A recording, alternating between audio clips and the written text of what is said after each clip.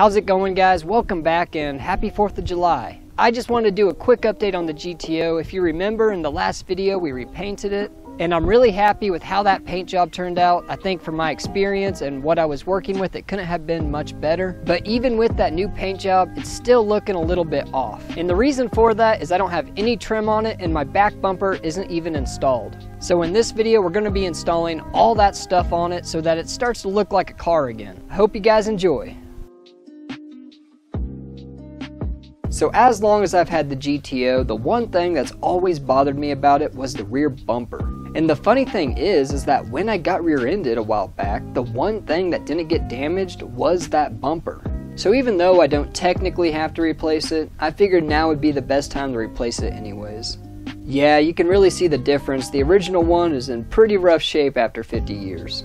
Now that we got a brand new bumper, it's gonna make this car look a whole lot better, but now we got a new problem because most brand new replacement parts rarely ever fit right. I don't know if it's the new bumper's fault or if the old bumper mounts are bent out of shape slightly, but after some shaving with the file, it bolted on fairly easily.